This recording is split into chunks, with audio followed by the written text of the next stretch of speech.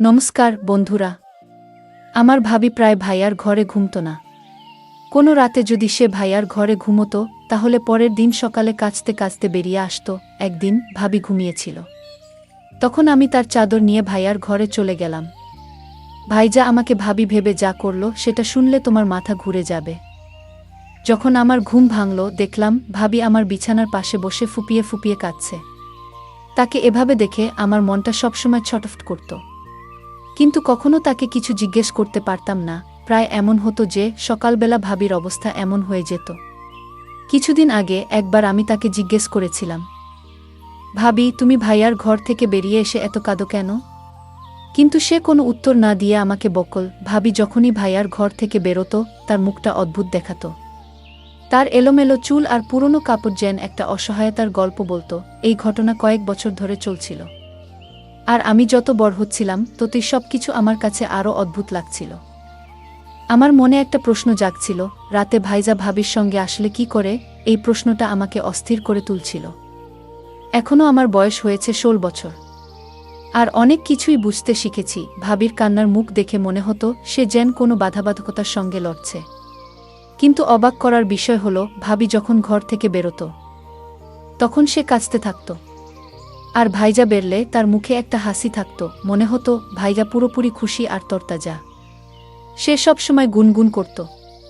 তারপর ভাবি ভয়ে ভয়ে তার সামনে আসত, আমার হাত দিয়ে তার জন্য নাস্তা পাঠিয়ে দিত, আর চোখের জল ফেলত। ভাবির এই অবস্থা দেখে আমার খুব মায়া হতো। আমি তখন 10ম শ্রেণীতে পড়তাম। নাস্তা দিয়ে আমি স্কুলে চলে যেতাম, কিন্তু প্রতিবার মনে হতো ভাইয়া কখনো অস্থির বা বিরক্ত হয় না। সে সবসময় হাসি খুশি মুখে নাস্তার টেবিলে আসত, আর তার মুখে সবসময় একটা আনন্দের ছাপ থাকত। কিন্তু ভাবির মুখ দেখে মনে হতো সে যেন যে কোনো মুহূর্তে ভেঙে পড়বে। আমার মন চাইতো তাকে জিজ্ঞেস করি, ভাইজা রাতে তোমার সঙ্গে কি করলো যে তোমার এমন হাল হলো? কিন্তু ভাইয়ার নাম শুনলেই ভাবির মুখে যে ভয় ফুটে উঠত তা আমাকে চুপ করিয়ে দিত। ভাবি প্রতি রাতে ভাইয়ার ঘরে ঘুমোতে যেত না, বরং আমার সঙ্গেই ঘুমোতো। কিন্তু মাঝে মধ্যে ভাইয়া তাকে জোর করে নিজের ঘরে নিয়ে যেত।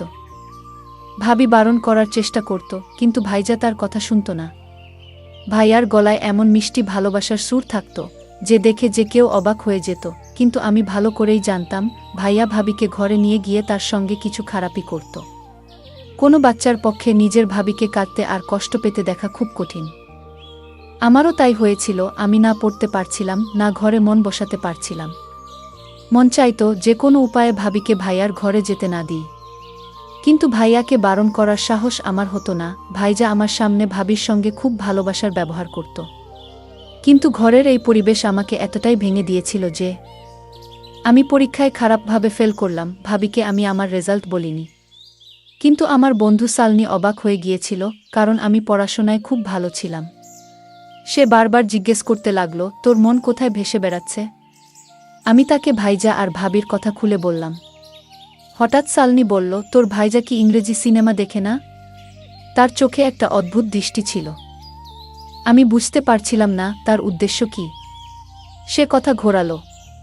তারপর ভাবির চাচাতো মামা অর্জুনের কথা উঠল। সেদিন দুপুরে অর্জুন মামা আমাদের বাড়িতে এসেছিলেন।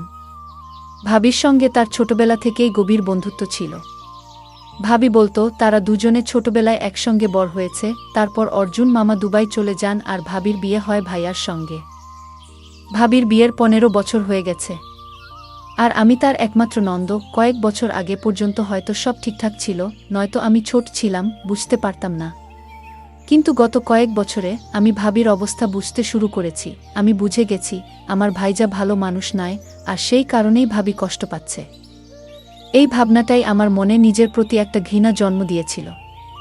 অর্জুন মামা আর ভাবির বন্ধুত্ব খুব গভীর ছিল। তিনি 1 বছর আগে ভারতে ফিরে এসেছেন, আর প্রায়ই ভাবির সঙ্গে দেখা করতে আসতেন, কিন্তু ভাবি তার আশা পছন্দ করত না। হয়তো সে চাইতো না ভাইয়ার মনে কোনো সন্দেহ জাগুক।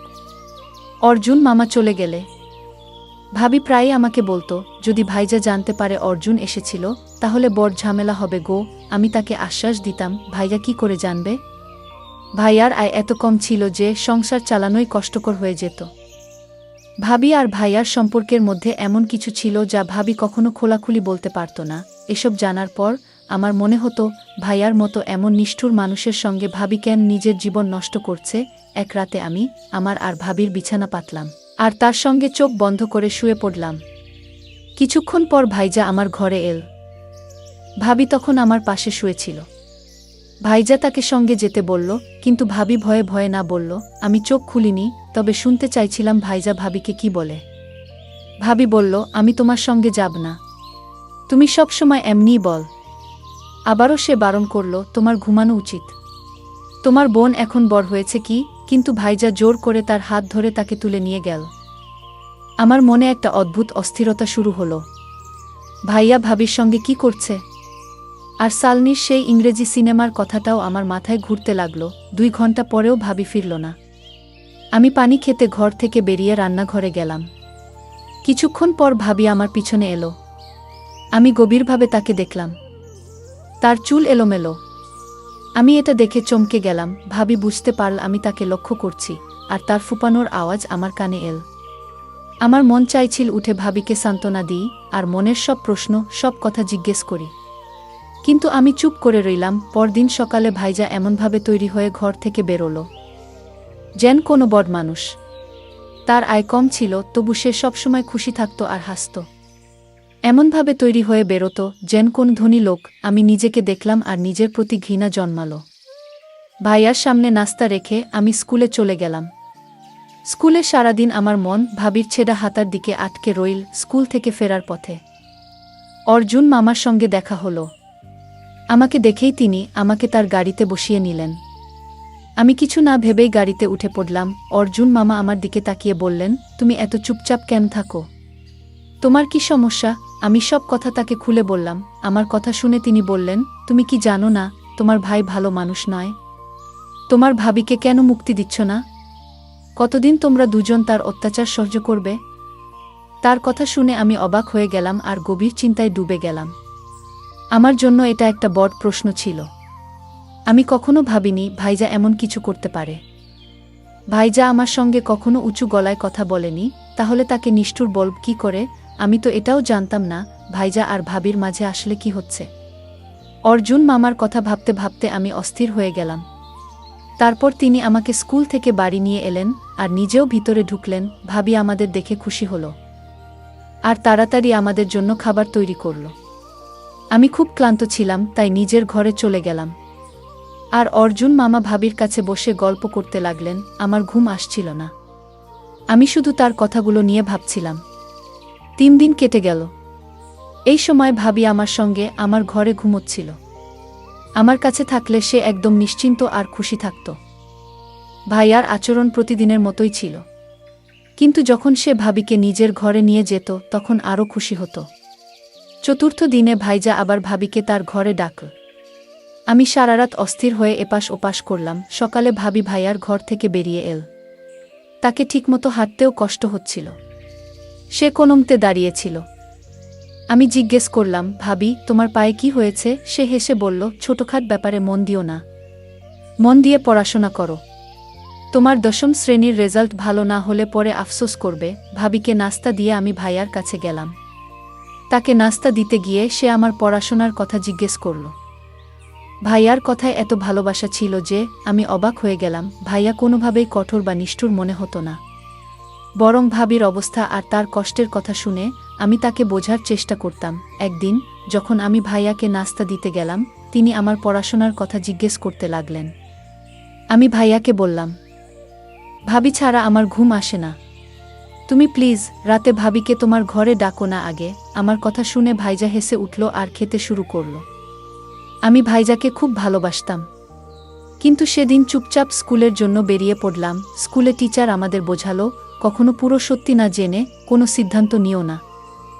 আধা সত্যি সবসময় বিপজ্জনক, এটা মানুষকে ধ্বংস করে দেয়। টিচারের এই কথা আমার মাথায় একটা নতুন জানালা খুলে দিল। আমি ঠিক করলাম ভাইয়ার পুরো সত্যিটা জানতেই হবে। তারপর ভাবিকে ভাইয়ার হাত থেকে মুক্ত করতে হবে। অর্জুন মামা আমাকে কথা দিয়েছিলেন যে কোনো সময় আমার পাশে থাকবেন। আমার ভাবি দেখতে আমার মতোই ছিল। আমার বয়স তখন 16, কিন্তু আমার চেহারা ভাবির মতোই লাগত। পরের রাতে আমি নিজে ভাবিকে ঘুমের ওষুধ খাইয়ে ঘুম পড়িয়ে দিলাম। তারপর তার চাদর গায়ে জড়িয়ে ভাইয়ার ঘরে চলে গেলাম। ভাইয়ার ঘরে একটা ছোট্ট বাল্ব জ্বলছিল। ভাইজা অন্ধকারে বসেছিল। আমি ঢুকতেই ভাইজা খুব খুশি হয়ে আমার দিকে তাকালো আর কাছে এল। আমার কাঁধে হাত রেখে আমাকে তার পাশে বসিয়ে দিল। ভাইয়ার পাশে বসে আমার শরীর কাঁপছিল। আমি জানতাম না এরপর কি হবে, তবে পুরো সত্যিটা জানতে চাইছিলাম। ভাইয়া ভালোবাসা ভরা গলায় বলল, তুমি আমার থেকে এত দূরে চলে গেলে কেন? আমাকে জোর করে তোমাকে ঘরে ডাকতে হয়। আমি মানি আমার বোন এখন বড় হচ্ছে, তবু সে এখনো অনেক ছোটই। তারপর গম্ভীর হয়ে বলল, সুনিতা, আমি তোমাকে বলে দিই, ওই লোকটা ঠিক নয়। তার মন ভালো না। আগেও একবার সে তোমাকে নষ্ট করার চেষ্টা করেছিল। আর এখন আমাদের ঘরে একটা বড় মেয়েও আছে। তাই আমি সবসময় সতর্ক থাকি গো। আমি ভাবি না আমি তাদের মেয়ে। ভাইজা আস্তে আস্তে আমার চুলে হাত বুলিয়ে দিচ্ছিল। কিছুক্ষণ পর তার ঘুম এসে গেল। ভাইজা আমার পাশে শুয়ে গভীর ঘুমে ডুবে গেল। আমি চুপচাপ উঠে ঘর থেকে বেরিয়ে এলাম। ভাইজা এমন কিছু করেনি যাতে আমার অস্বস্তি হয়, তাই অর্জুন মামা আর ভাবি সম্পর্কে আমার মনে অনেক প্রশ্ন জেগে উঠল। পরের দিন সকালে ভাইয়া রোজকার মতোই ছিল। তার আচরণে কোনো বদল দেখলাম না। স্কুল থেকে ফিরে দেখি বাড়ির বাইরে অর্জুন মামার গাড়ি দাঁড়িয়ে আছে। সাধারণত আমি দূর থেকে সালাম করে ঘরে ঢুকতাম, কিন্তু আজ চুপিসারে ঢুকে গেলাম। ভাবি আর অর্জুন মামা আমার ঘরে বসে কথা বলছিল।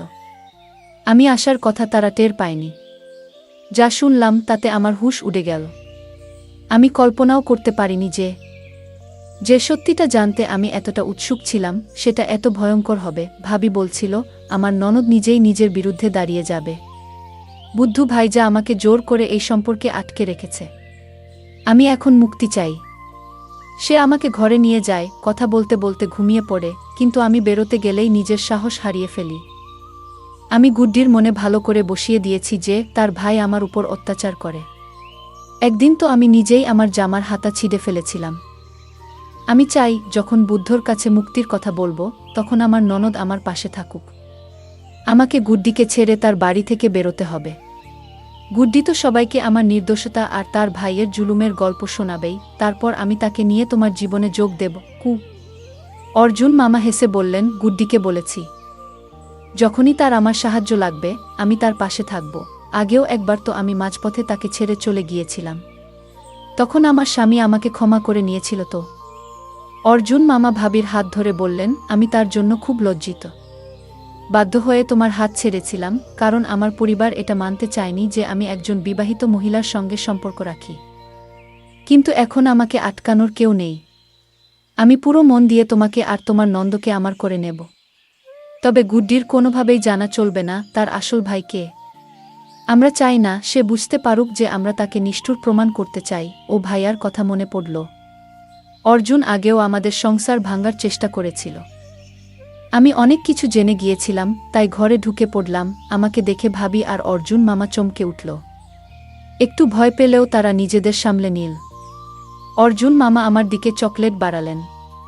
আমি চকলেট না নিয়ে ভাবির দিকে তাকিয়ে কঠিন গলায় বললাম, তোমাকে আমাকে বলতেই হবে ভাইয়ার সঙ্গে তোমার আসল সমস্যা কি।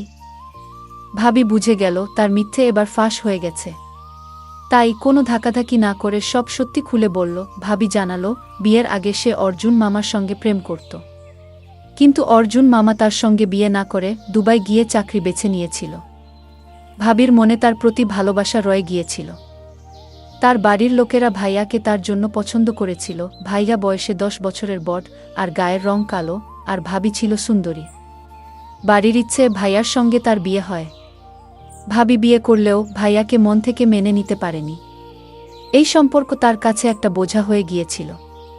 তবু সে যেভাবে পারছিল চালিয়ে যাচ্ছিল। বিয়ের 1 বছর পর আমি তাদের জীবনে এলাম। ভাবির বিয়ের 8 বছর পর অর্জুন মামা দুবাই থেকে কিছুদিনের জন্য ফিরলেন। তার মনে ভাবির জন্য পুরনো প্রেম আবার জেগে উঠল। ভাবিও নিজের অনুভূতির কাছে হার মেনে তার সঙ্গে লুকিয়ে দেখা করতে শুরু করল। তারা পরিবারে বলে দিল যে ভাবি আর ভাইজা একে অপরকে সত্যি ভালোবাসে, যাতে ভাবির বদনাম না হয়। ভাইয়া যখন ভাবির পাশে দাঁড়ালো তখন পরিবার চুপ হয়ে গেল। সবাই মিলে ভাবিকে জোর করে ফিরিয়ে দিল। প্রেমের উচ্ছ্বাস ঠান্ডা হয়ে গেল। 1 বছর আগে অর্জুন মামা আবার সেই প্রেম জাগিয়ে তুলল। তিনি তখন দুবাই থেকে চিরতরে ফিরে এসেছিলেন। ভাবির প্রতি তার আবেগ আবার জ্বলে উঠল। ভাবি শুরু থেকেই ভাইয়াকে পছন্দ করত না। আমাদের অবস্থাও ভালো ছিল না। অর্জুন মামার কাছে দুবাইয়ের টাকা পয়সা ছিল, ভাবির পক্ষে ভাইয়াকে ছাড়া কঠিন ছিল না। কিন্তু সমস্যা ছিল, ভাইজা আমাকে খুব ভালোবাসত। ভাবিও আমাকে ছাড়তে চাইত না। তাই সে ভাইয়াকে খারাপ প্রমাণ করতে শুরু করল। নিজেকে কষ্টে আর দুঃখে ভরা দেখিয়ে আমাদের তার পক্ষে টানতে চাইল। এত বছর আমি ভেবে এসেছি, ভাইয়া কখনো আমাদের সঙ্গে উঁচু গলায় কথা বলে না। তাহলে ভাবির উপর অত্যাচার করবে কি করে? আমি ভাবিকে স্পষ্ট বললাম, তোমার যদি তার বাড়িতে যেতে ইচ্ছে হয় তুমি যেতে পারো, কিন্তু আমি আমার ভালো আর সরল ভাইয়াকে ছাড়তে পারবো না। আগে অর্জুন মামা, যিনি আগে দুবার ভাবিকে ছেড়েছেন, তৃতীয়বার তার উপর ভরসা করছিলেন, আজ প্রথমবার তার চোখে আমি শুধু নিজের চাওয়া দেখলাম। আমি বুঝলাম চাওয়া পূরণ হলেই তিনি ভাবিকে ছেড়ে দেবেন। ভাবি আমাকে স্বপ্ন দেখালো, আমাকে তার সঙ্গে যেতে বাধ্য করল। কিন্তু আমার কাছে ভাইয়াই সবচেয়ে বড় ছিল। যদি আমি সত্যিটা না দেখতাম হয়তো ভুল সিদ্ধান্ত নিয়ে ফেলতাম। ভাগ্যিস আমি নিজের চোখের সব দেখলাম, কানের সব শুনলাম। ভাবি অর্জুন মামার সঙ্গে যেতে প্রস্তুত ছিল, কিন্তু যখন অর্জুন মামা দেখলেন আমি তাদের হাতে আসব না, ভাবির সঙ্গে যাব না, তখন তিনি ভাবির সঙ্গে সম্পর্ক ছিন্ন করলেন। ভাবি জানতে পারল অর্জুন মামা তার জন্য নয়, আমার জন্যই বাড়িতে আসত। তখন সে অবাক আর রাগে ফেটে পড়ল। অর্জুন মামা একজন ধূর্ত আর প্রতারক মানুষ ছিলেন, যিনি ভাবির ভালোবাসাকে শুধু নিজের স্বার্থে ব্যবহার করেছিলেন। ভাবি বুঝল তার সঙ্গে গেলে আমার সম্মান আবারও বিপদে পড়ত, যেমনটা আগে কয়েকবার হয়েছিল। প্রথমবার ভাবির নিজের ভুল বোধ হল। সে ভাইয়াকে মন থেকে গ্রহণ করল। পরের দিন সকালে ভাইজা আর ভাবি হেসে হেসে ঘর থেকে বেরল। আমার মনটা একটা শান্তিতে ভরে গেল। কখনো কখনো ভালোবাসার নামে আমরা এমন বড় ধোঁকা খেয়ে যাই যে মুখ দেখানোর জায়গা থাকে না।